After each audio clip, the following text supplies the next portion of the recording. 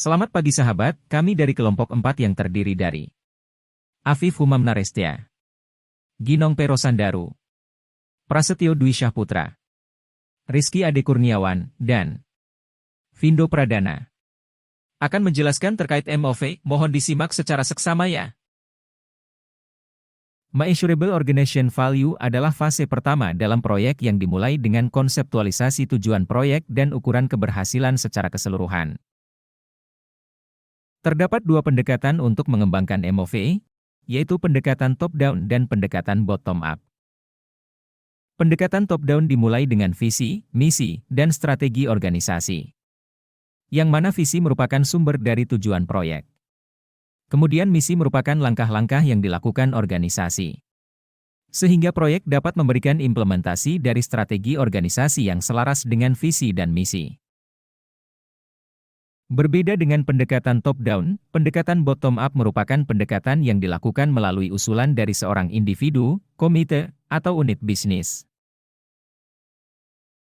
MOV memiliki hubungan dengan kasus bisnis, sehingga MOV harus dikembangkan secara jelas dan ringkas agar dapat didokumentasikan ke dalam kasus bisnis. Dengan MOV, tim proyek dapat membandingkan tingkat ketercapaian tujuan terhadap rencana yang telah ditetapkan untuk mengevaluasi keberhasilan suatu proyek. MOV harus hasilnya terukur memberikan definisi yang jelas tentang keberhasilan untuk semua pemangku kepentingan proyek. Memberikan nilai, waktu dan sumber daya tidak boleh diperuntukkan bagi proyek kecuali dapat membawa nilai bagi organisasi. Disepakati MOV yang jelas dan disepakati menetapkan harapan untuk para pemangku kepentingan proyek. MOV harus bisa dilakukan dan layak dilakukan. Dapat diverifikasi sebagai ukuran keberhasilan, maka harus diverifikasi pada akhir proyek dan sumber daya yang diinvestasikan. MOV dan tujuan proyek. MOV terdiri dari 4 pilar yaitu scope, schedule, budget, dan quality. Proses pengembangan MOV dilakukan beberapa tahapan, yaitu identifikasi area, identifikasi nilai, mengembangkan metrik, persentase, nilai angka, dan tetapkan jangka waktu mencapai MOV. Hasil pengembangan MOV kemudian diverifikasi untuk mendapatkan persetujuan dari pemangku kepentingan proyek. Dari pengembangan MOV, identifikasi area, dampak yang diinginkan adalah pelanggan, strategis, keuangan, operasional, dan sosial.